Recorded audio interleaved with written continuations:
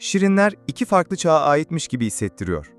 Klasik animasyonları beyaz perdede hayata geçiren diğer pek çok filmin aksine, Şirinler, animasyon karakterlerin insan karakterlerle karıştığı bir karışım değil, her ne kadar baş karakterler portallar aracılığıyla insan dünyasına geçse de. Sağlam temalara sahip ancak bitiş çizgisine yaklaştıkça sönümlenen çok sınırlı bir macera. Şarkılar iyi ancak dünyaya da uymuyorlar. Bu konuda daha hevesli olmak istesem de eğlenceli bir maceranın telafi edemeyeceği bir şeyler eksik.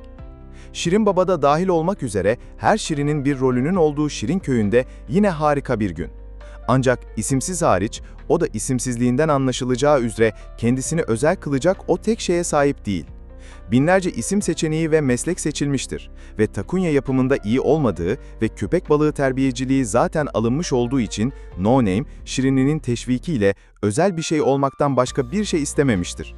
Gargamel ve aynı derecede kötü kardeşi Razamel tarafından yönetilen kötü büyücülerin dünyayı iyilikten kurtarmak için kullanmaya çalıştıkları birkaç sihirli kitaptan biri olan Jaunty sayesinde sahip olduğu şey sihirdi. Bu aynı anda hem karmaşık hem de oldukça basit bir olay örgüsü. No Name'in kimlik arayışı, film yeni karakterler tanıtılsa bile karakterlerin nefes almasına izin vermeyen bir maceraya dönüşmeden önce temel bir odak nokta. Şirinler, kalbinden çok daha fazla macera. Film diğer alanlarda zorlansa da, kimlik ve başkalarının sizin için tanımlamasına güvenmek yerine kendinizi kendi şartlarınızla keşfetmeye ilişkin temaları çok güzeldi. Bu, Şirinler için yeni bir hikaye anlatımı yolu ve filmin macera kısmından çok buna odaklanılabilirdi. Bu açıdan Şirinler gerçek bir kalpten yoksun bir film haline geliyor. Şirine ve isimsizin arkadaşlığı anlatının temel bir parçası. Ancak ilişkilerini kurmak için harcanan asgari çabayla içi boş da hissedilebiliyor. Filmin bazı bölümlerinde hikayenin öncelikle isimsiz ve onun yolculuğu hakkında olması gerektiğini unuttuğum anlar oldu. Müzik de beni birkaç kez filmden kopardı.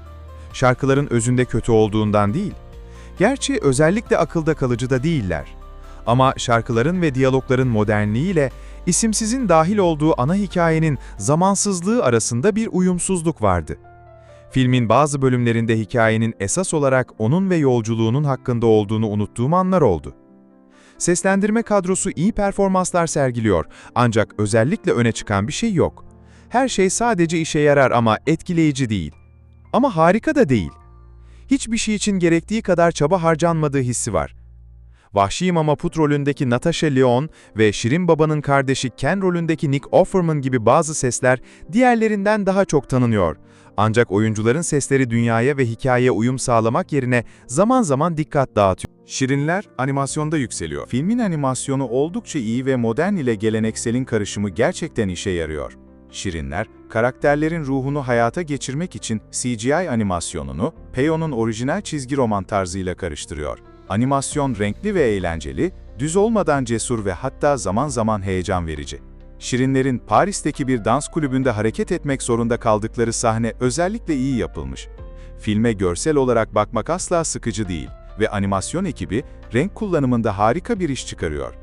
Şirinler berbat bir film değil ama övünülecek bir yanı da yok. Yönetmen Chris Miller ve senarist Pam Brady'nin önceki Şirinler projelerinden farklı bir şey yapmaya çalışmasını takdir ediyorum.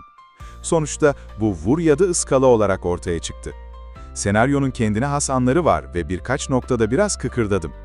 Ancak filmde eksik olan şey gerçek bir kalp ve sıcaklık. Karakterlerin bir yerden diğerine çok hızlı bir şekilde geçtiği macerayla fazla meşgul. Şirin'in hikayesi bile çeşitli noktalarda gölgede kalıyor. Belki çocuklar izlerken Şirinleri sevecekler ama izledikten sonra çok uzun süre hatırlayacakları bir film olduğunda